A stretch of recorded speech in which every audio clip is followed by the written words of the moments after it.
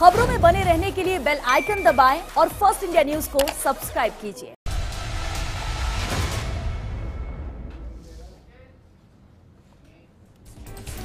नमस्कार, स्वागत है आपका बिग फाइट लाइव में। आपके साथ मैं हूं श्वेता मिश्रा। तो कोरोना महामारी के बीच सबसे बड़ी जद्दोजहद है सांसों को बचाने की, जिसके लिए सबसे ज्यादा जरूरी है संसाधन।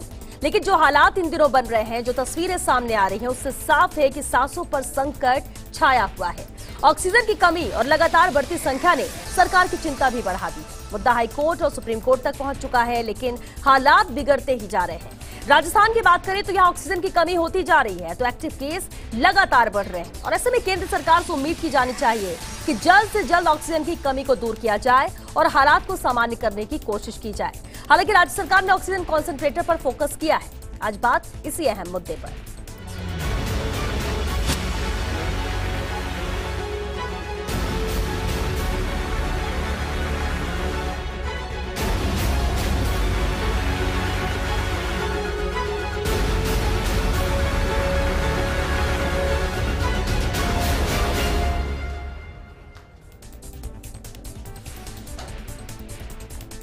तो जब नहीं होंगे संसाधन तो कैसे बचेंगे इंसान? लेकिन सबसे अहम सवाल है कि आखिर सांसों पर संकट कब तक? इस पर चर्चा के लिए हमारे साथ बेहद खास मेहमान भी मौजूद हैं। चलिए इनसे रूबरू करा दें आपको। हमारे साथ कांग्रेस विधायक प्रशांत बैरवा जी हैं, बीजेपी नेता राखी राठौर जी हमारे साथ जुड़ चुके हैं, राजनीतिक विश्लेषक मिथिलेश जैमिनी जी हैं और साथ ही सामाजिक कार्यकर्ता डॉक्टर साहिल सिंघल भी हमारे साथ जुड़ चुके हैं। बहुत स्वागत है आप सभी का बिग फाइट लाइव में। इससे पहले कि हम चर्चा की शुरुआत करें, एक अहम खबर से आपको रूबरू करा दें। आखिर सीएम गहलोत के प्रयास रंग लाए हैं। केंद्र ने बढ़ाया है रेमडेसिविर इंजेक्शन का कोटा। 9 से 16 मई के बीच 1 लाख से अधिक यहां पर इंजेक्शन मिलेंगे। दरअसल केंद्र ने 21 अप्रैल से 16 मई तक का जारी किया है आवंटन और इसमें राजस्थान को 16 मई तक आवंटित किए गए हैं कुल 2,48,000 इंजेक्शन। और इससे पहले 21 अप्रैल से 9 मई तक 1,41,600 इंजेक्शन का आवंटन किया गया था। यानी अभी इसके बाद के 7 दिन के लिए 1,06,000 इंजेक्शन दिए गए हैं। राजस्थान के साथ ही सभी 36 राज्यों के कोटे को भी रिवाइज्ड किया गया है। समता विकास शर्मा हमारे साथ जुड़ चुके हैं। विकास, इससे लेकर क्योंकि बड़ी खबर है, पूरी जानकारी आपसे चाहेंगे। कोटा बढ़ाया गया है, जल्द ही ये इंजेक्शन डिलीवर होंगे। देखिए, बिल्कुल राजस्थान सरकार के लगातार प्रयास से और प्रयास इस बात को लेकर के थे कि जिस तरह से एक्टिव केस राजस्थान के अंदर बढ़ रहे हैं, उसी अनुपात में राजस्थान को, चाहे वो ऑक्सीजन की बात करें, चाहे वो रेमडेसिविर की बात करें, चाहे वो टोसिलिमर की बात करें, इनका कोटा जो है बढ़ाया जाना चाहिए। और उसी के तहत आज जो आवंटन किया है, उस आवंटन के अंदर जो मांग थी सरकार के प्रयास से, चाहे मंत्री समूह की जो दिल्ली के दौरा था वो बात करें, चाहे वो लगातार सीएम अशोक गहलोत और चिकित्सा मंत्री डॉक्टर रघु शर्मा के लगातार संवाद केंद्र से बनाने का परिणाम है कि आज जो कोटा रिवाइज किया गया है उसमें कुल 26 मई तक का कोटा रिवाइज किया गया है, जो कि 21 अप्रैल से 16 मई तक का जो कोटा जो है उसका डिटेल जारी की गई, जिसमें कि राजस्थान को 2,48,000 जो है रेमडेसिविर इंजेक्शन जारी करने का जो आवंटन किया गया है। 2,48,000 का इंजेक्शन है, उससे पहले 9 मई तक का कोटा था, उसके अंदर 1,41,000 का इंजेक्शन का आवंटन किया गया था। यानी कि जो अगले 7 दिन है, उन अगले 7 दिन में 1 लाख इंजेक्शन का कोटा जो है जारी किया गया है। यानी कि सरकार की जो मांग थी कि प्रतिदिन 15,000 और इंजेक्शन मिलेंगे और 15,000 इंजेक्शन की मांग थी, उस हिसाब से ही आवंटन किया गया। यानी कि ये कह सकते हैं कि अब लोगों को जरूरत के हिसाब से रेमडेसिविर इंजेक्शन मिलना चाहिए, यदि आवंटन के हिसाब से राजस्थान को उसकी आपूर्ति हो जाती है। चलिए, बहुत शुक्रिया विकास आपका इस पूरी जानकारी के लिए। तो लगातार ये आवाज उठाई जा रही थी इंजेक्शन की, जिस तरह से ब्लैक मार्केटिंग हो रही थी, जरूरत पे नहीं मिल पा रहा था। कोटा यहाँ पर रिवाइज किया केंद्र ने और इंजेक्शन की आपूर्ति यहाँ पर जल्द से जल्द प्रदेश में की जाएगी। लेकिन दूसरी तरफ ऑक्सीजन, सांसें रुक रही हैं लोगों की, ऑक्सीजन की कमी पूर्ति नहीं हो पा रही है, लगातार इसे लेकर डिमांड की जा रही है। लेकिन सवाल ये कि सांसों पर संकट आखिर कब तक? चर्चा हम इसी पर कर रहे हैं। सबसे पहले प्रशांत बैरवा जी, आपका ही रुख करते हैं। कांग्रेस के हम विधायकों की बात कर ले या प्रदेश सरकार की खासतौर से बात करें, सरकार लगातार सक्रिय है, जिस तरह से इंपोर्ट भी किए जा रहे हैं देश से बाहर से भी, कि लोगों को ऑक्सीजन मिल सके। लेकिन आखिर कहां पर रुकावट है? क्यों यहां पर उतनी आपूर्ति नहीं हो पा रही, जबकि इतना वक्त बीत चुका, करीब 1 महीना कह सकते हैं। 1 अप्रैल के बाद से जिस तरह से किल्लतें शुरू हुई, दिक्कतें शुरू हुई और 1 महीने का वक्त हम मान सकते हो चुका है, लेकिन स्थिति जस की तस बनी हुई है।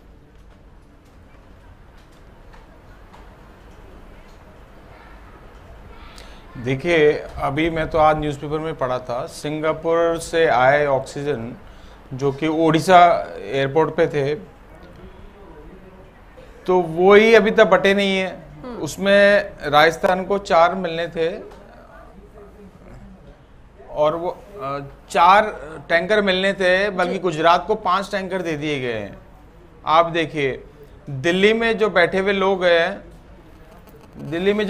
हैं, उनको ये समझ में नहीं आ रहा डिस्टेंस जी कि राजस्थान का डिस्टेंस कहाँ पड़ता है। आप मुझे बताइए, पश्चिम बंगाल और उड़ीसा से आएंगे, उड़ीसा से आने के लिए करीबन 5 से 6 दिन लगते हैं, पश्चिम बंगाल से 5 से 6 दिन लगते हैं, जामनगर से 15-16 घंटे लगते हैं, और जो हम यहाँ से बना रहे थे उसको आप दिल्ली और हरियाणा को सप्लाई कर रहे हैं। पानीपत से आना था, है ना।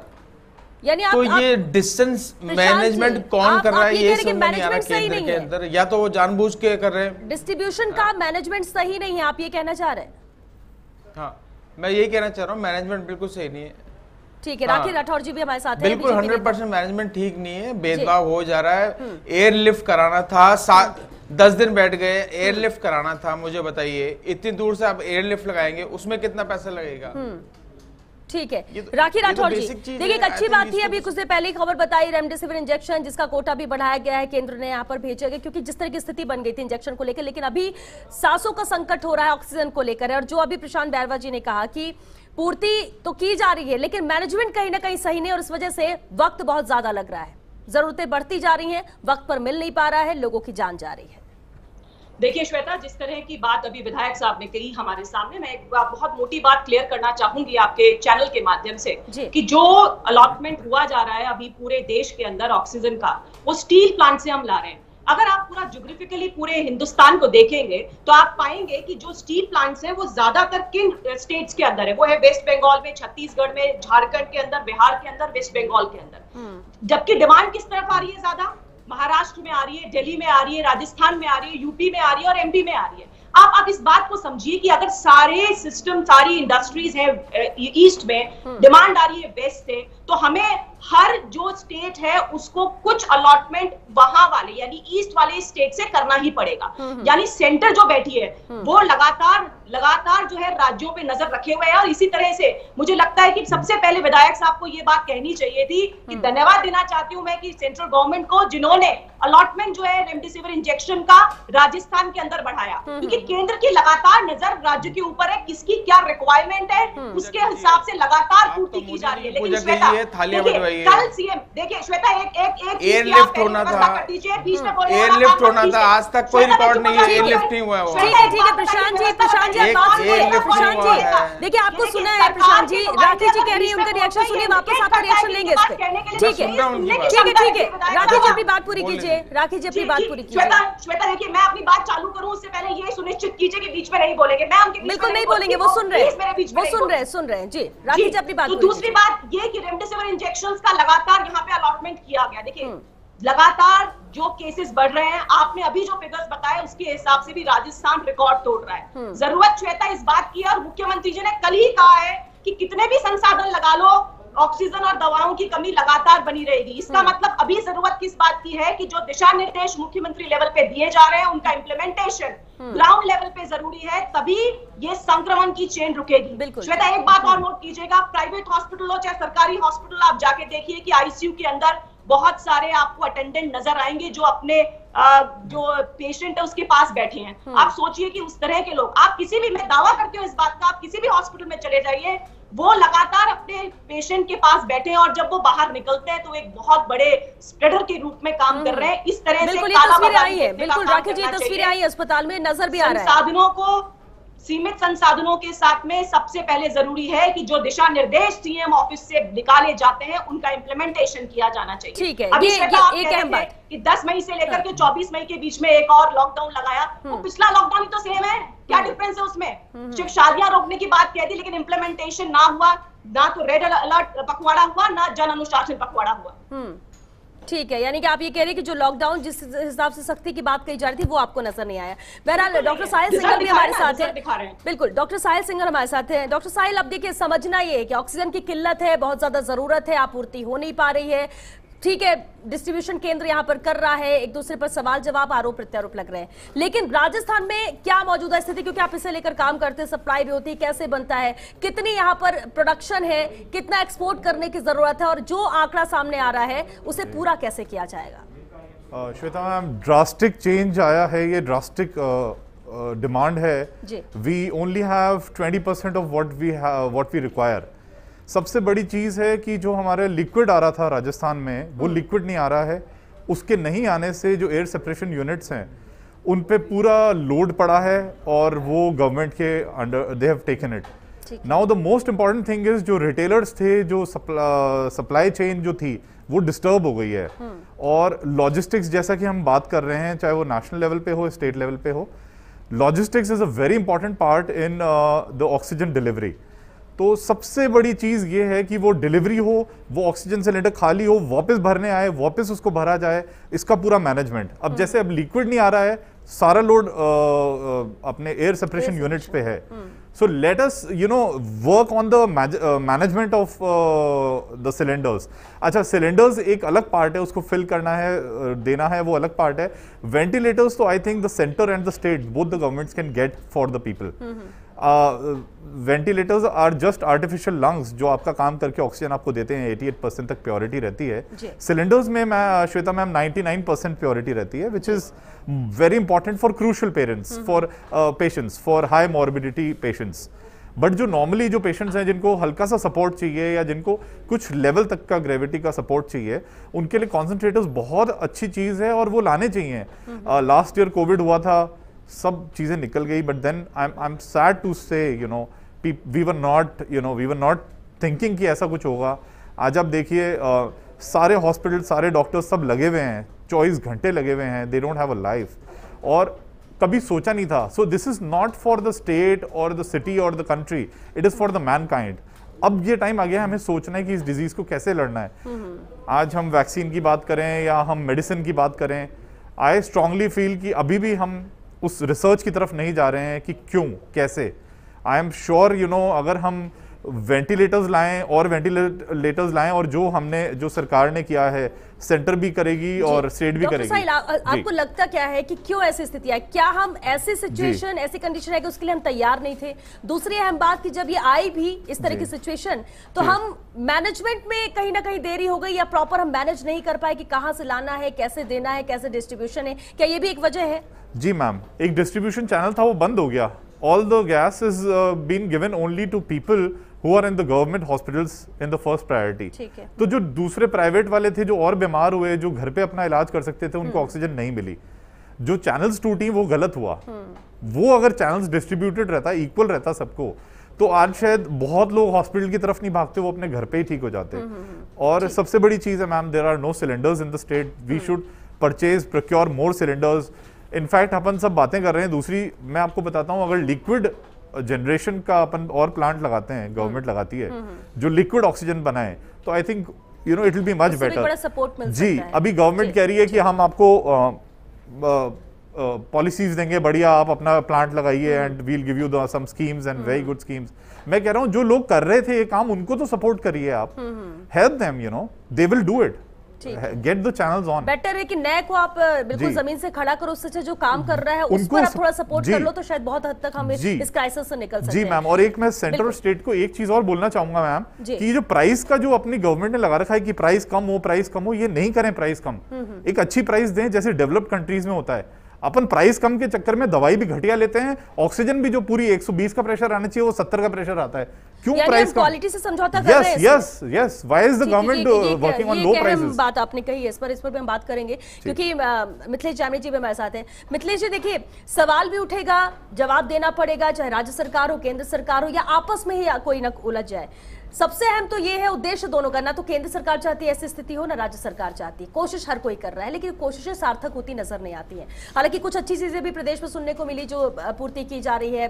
गवर्नमेंट भी लेकर आ रही है कि 100 ऑक्सीजन कॉन्सेंट्रेटर का इंतजाम किया गया है, बाहर से मंगाया जा रहा है, ताकि दिक्कत आम जन को ना हो। लेकिन सवाल वही का वही है कि इन मुद्दों को लेकर भी राजनीति होती है, उन मुद्दों को लेकर भी कहीं ना कहीं हम राजनीतिक तौर पर सवाल जवाब करने लगते हैं। लेकिन मौजूदा स्थिति पर, ग्राउंड लेवल पर जस की तस स्थिति बनी हुई, कैसे ठीक होगा, कैसे मैनेज होगा, कहां पर लूप होल है, कहां कमियां हैं, जिस पर ध्यान देने की ज्यादा जरूरत है? देखिए श्वेता जी, सबसे इंपॉर्टेंट चीज है कि हम जिस सनातन धर्म की बात करते हैं उसमें जो भी कोई प्राण बचाता है वो हनुमान जी के बराबर है। आज हनुमान जी को कलयुग में साक्षात देवता इसलिए कहा जाता है कि उन्होंने भगवान राम के भाई लक्ष्मण को संजीवनी बूटी दी। आज कांग्रेस और भाजपा दोनों को चाहिए कि वो अपनी सियासत को ताक में रख दे और जो लोग तड़प तड़प कर मर रहे हैं, सांसों के लिए, एक एक सांस के लिए मोहताज है, उनको ऑक्सीजन पहुंचाए। प्रॉब्लम क्या हो रही है कि हम एक दूसरे पर आरोप लगा रहे हैं, लेकिन मैं कहता हूं कि इसमें कहीं ना कहीं राजनेताओं के साथ ब्यूरोक्रेट भी फेल हुए हैं, क्योंकि जब वैज्ञानिकों ने कह दिया था मार्च में बहुत बड़ी महामारी आने वाली है, मान लीजिए हमारे राजनेता चुनाव में व्यस्त थे, तो ये ब्यूरोक्रेट्स किस बात की तनख्वाह लेते हैं, किस बात के मोटे वेतन, किस बात के काम करते हैं, इन्होंने क्यों नहीं पॉलिसी बनाई। और दूसरी बात, आज राजस्थान सरकार केंद्र सरकार पर आरोप लगाती है। मैं कहता हूं राजस्थान सरकार का बजट 2019 में 59 करोड़ था, 2021 में 65 हुआ और 1,58,000 करोड़ का इनके पास बजट है, तो फिर क्यों बातें कर रहे हैं। अभी बातें करने का वक्त नहीं है, अभी आम आदमी को बचाने की जरूरत है। हम चाहते हैं कि इसमें भी सिंपैथेटिक वेव आ जाए, हमें कोई राजनीतिक लाभ हो जाए। अशोक गहलोत जो विपरीत परिस्थितियों में लड़ने में माहिर माने जाते हैं, उन्होंने अकाल का भी बहुत बढ़िया मैनेजमेंट किया था। और पिछले बार जब भीलवाड़ा मॉडल की तारीफ हो रही थी, तो अब क्या हो गया, क्या ब्यूरोक्रेट चेंज होने से प्रॉब्लम आई है। वही सुधीर भंडारी जी हैं जिन्होंने एक दवाओं का सैंपल बनाया था, तो प्रधानमंत्री ने तारीफ की थी कि इन्होंने जो दवाएं मिक्स करके बनाई है ये पूरे देश के लिए वरदान है। आज क्या हो गया, तो कुल मिला के कहीं ब्यूरोक्रेट्स, अपने कामयाब जो अच्छे ब्यूरोक्रेट्स थे उनको भेज दिया। पिछली बार रोहित कुमार सिंह कमान संभाल रहे थे, इस बार जो कमान संभाल रहे हैं वो फोन नहीं उठा रहे, कलेक्टर फोन नहीं उठा रहे हैं, तो कहीं ना कहीं मिसमैनेजमेंट हुआ है। अब डॉक्टर समित शर्मा के लिए लोग आवाज उठ रही है। देखिए जनता सब जानती है, पब्लिक को आप मूर्ख नहीं बना सकते, वो कुछ पैसे से आए, उनको क्यों नहीं दे रहे कमान। आज जो आयुष्मान योजना, जो चिरंजीवी योजना, उसमें जो अस्पतालों की लिस्ट डाली है, उनमें उन अस्पतालों के नाम है जो बेड 17,000 में बेच रहे थे। लोग ये कह रहे हैं कि इनमें एक अस्पताल ऐसा है जो मुख्यमंत्री के जाति वाले डॉक्टर के हैं। तो जनता से आप कुछ नहीं छपा सकते। 5 साल बाद जनता जब वोट देने जाती है तो सब देखती है। तो आज जो सबसे अहम जरूरत है, जो अशोक गहलोत कर रहे हैं कि बाहर से यूएई से कंसंट्रेटर मंगाए, बहुत अच्छा काम किया है, रेमडेसिविर बढ़ा रहे हैं। अशोक गहलोत खुद कोरोना से संक्रमित होने के बावजूद जो दिन रात मेहनत कर रहे हैं वो काबिले तारीफ है। लेकिन सबसे बड़ी कमी है कि हमारे जो अरबी घोड़े हैं, जो ये ब्यूरोक्रेट से इन पे लगाम लगाने की जरूरत है। पर्वत सर में एक ऑक्सीजन का प्लांट है, वो 24 घंटे ऑक्सीजन बना रहा है। वो 8 लोग कोरोना पॉजिटिव हो गए, कलेक्टर को कह दिया, लेकिन आज तक उनको वैक्सीनेशन नहीं किया गया। वो 15-15 घंटे जेएलएन अस्पताल अजमेर में सब में ऑक्सीजन पहुंचा रहे हैं, उनको आप वैक्सीनेशन कर रहे। तो आपका क्या स्कीम है। कोई विधायक अपने घर पे वैक्सीनेशन लगवा रहा है, वैक्सीनेशन का सिस्टम नहीं है। भीलवाड़ा मॉडल की जगह वीवीआईपी मॉडल आ गया, जो पीसीसी से फोन जाता है उसको आरयूएचएस में बेड मिल जाता है, एक गरीब तड़फ रहा है। तो कहीं न कहीं ईमानदारी की जरूरत है। जो नियम होने चाहिए था, आप ये कह रहे कि उसी को सब इधर उधर करके रख दिया, उसी को इधर उधर कर दिया। असल में राजनीति बहुत ज्यादा घुस गई। कोई विधायक आगरा से आपने ब्यूरोक्रेट्स पर सवाल उठाया मिथिलेश जी, अभी आपने कहा, और इसको लेकर टिप्पणी हाईकोर्ट सुप्रीम कोर्ट से भी की गई है कि केंद्र में भी जो लोग बैठे हैं, जो भी नियम बनाते हैं, उन्हें आईआईएम आईआईटीएन को उठाना चाहिए, जो एक माइंड लगाएं, जो पूरी तरह से मैनेज करें। तो बिल्कुल अभी आपने ये भी एक कमी है कि जो प्लान कर रहे हैं वो प्रॉपर नहीं कर पा रहे। एक जो सिंपल बीए पास आदमी है वो कितना मैनेजमेंट कर पाएगा। अगर आपके पास एमबीए किया हुआ, पिछली बार चीफ सेक्रेटरी था, इस बार नहीं है आपके पास, तो फेल हो रहे हो ना। इस बार आपके पास आईआईटीएन नहीं है, तो कहीं न कहीं आपके पास अपात्र लोगों को आप इकट्ठा कर लोगे तो राजा कामयाब नहीं हो सकता। चाणक्य ने कहा है कि विषय विशेषज्ञ और जो वास्तव में इंटेलिजेंट लोग हैं उनको आप साथ में नहीं रखोगे तो एक दिन मात खा जाओगे, चाहे आप कितने बड़े राजनीतिज्ञ हो। इसलिए कहा जाता है कि जो जिस स्किल में माहिर है ना, उसका इस्तेमाल उसलिए किया जाना चाहिए। अगर आप इधर उधर करते हैं तो आपको रिजल्ट्स भी वैसे मिलेंगे। और कह सकते हैं कि अभी इस स्थिति में यही नजर आता है। प्रशांत बैरवा जी, बहुत सारे सवाल उठे भी हैं, आपने सुना भी है, ब्यूरोक्रेट्स को लेकर सवाल उठ रहे हैं, जो पूरी प्लानिंग करते हैं वो, क्योंकि देखिए गवर्नमेंट अपने लेवल पर पूरे कोशिश कर रही है, वो नजर आता है, लेकिन अगर जमीनी स्तर पर पूरा नहीं हो रहा है तो कहीं ना कहीं कमी तो है नीचे, जो इंप्लीमेंट नहीं करा पा रहे हैं, जो प्रॉपर वे में इसको मैनेज नहीं कर पा रहे हैं। आप लाख बोले सब कुछ ठीक हो रहा है, लेकिन नहीं हो रहा है। प्रशांत जी, देखिए कई नहीं, मैं तो कभी नहीं कहा कि बिल्कुल ठीक हो रहा है, मैं तो कभी नहीं कहा कि वो ठीक हो रहा है। बहुत बड़ा चैलेंज है, सब लोग लग रहे हैं, डॉक्टर्स लग रहे हैं, नेता लग रहे हैं हेल्प करने के लिए, सब लोग लग रहे हैं। मैं आपको कहना चाहूंगा, ब्लेम करना बहुत आसान है, मिथिलेश जी ब्लेम लगा रहे हैं, बहुत आसान है, मगर जब चीजें हाथ से बाहर चल जाती है तो मैनेज करने में बहुत दिक्कत आती है, तकलीफ आती है। रिसोर्सेज कम है अपने। राहुल गांधी जी ने 3 महीने पहले कहा था, केंद्र सरकार को समझाया था कि ये बहुत बड़ा होने वाला है, मगर उनको हंस के टाल दिया। उनको हमारे नेता ने बोला था, उनको हंस के टाल दिया, कोई एक्शन नहीं लिया गया। ठीक है, लेकिन हमने स्टेट में क्या कर लिया प्रशांत जी? हमने स्टेट में क्या कर लिया? एक सवाल पूछना चाहता हूँ अपने यहाँ पे लोग, विधायक जी से एक सवाल पूछना चाहते हैं कि राहुल गांधी जी ने 3 महीने पहले कह दिया था, लेकिन स्टेट में 59 शहरों में आज 125 करोड़ रुपए के आप प्लांट लगाने की बात कर रहे हैं। आपके राहुल गांधी जी ने कह दिया था तो आपने क्यों नहीं लगाया? क्यों उस पैसे को रोक के रखा आपने? आप लगा देते, आप इतने जनहितैषी थे तो आप लगाते ना 125 करोड़ रुपए का। आज बात कर रहे हो 59 शहरों में 2 महीने बाद लगाएंगे। ये स्कीम आप पहले कर सकते थे, क्योंकि आपके पास ब्यूरोक्रेट सिस्टम फेल है, आपके पास ब्यूरोक्रेट चापलूस किस्म के इकट्ठे कर लिए, इसीलिए ये सिस्टम फेल हुआ है। हमने अच्छा ठीक है, सुन लिया, सुनो तो सही। आप तो, आपका काम है ये हमेशा डिबेट में सिर्फ उंगलियां उठाते हैं। नहीं प्रशांत जी, आप अपनी बात पूरी कीजिए क्योंकि इस पर रिएक्शन राखी जी से भी लेना है जी। अभी मेरा सुनिए, जो प्रॉब्लम आती है उसको जल्दी से जल्दी अपन ठीक कर सके, उसमें मेरे लगता हूँ ध्यान लगाना चाहिए। सीएम साहब ने इनिशिएटिव लिया है कि कमी आई है तो लगाएंगे हर स्टेट में। अभी जितने भी ऑक्सीजन की फैक्ट्रीज हैं उनको केंद्र सरकार ने टेक ओवर कर लिया। मैं को उन पे ब्लेम नहीं लगा रहा, अब वो उनके अकॉर्डिंगली वो बांट रहे हैं, ठीक है ना। अभी वो कह रहे थे डॉक्टर साहब कि अब नई चीज करेंगे, कुछ तो करने का मौका मिलेगा और इसको सबको सपोर्ट करना चाहिए। मैं तो ये पक्ष में नहीं कि अगर कांग्रेस भी गलत करेगी तो गलत कर रही है, ऐसा नहीं है। मैं नहीं कहूंगा कि गलत कर रही है सरकार। अभी पैनिक क्रिएट है, फर्स्ट क्रिएट है, और अभी रेमडेसिविर के लिए मैं केंद्र सरकार को धन्यवाद देना चाहूंगा। मगर आप देखिए 7 लाख केस एक्टिव है राजस्थान के अंदर, 7 लाख, और 161 जनों की मौत हो गई पर डे, लगभग 100 से 150 लोग मर रहे हैं।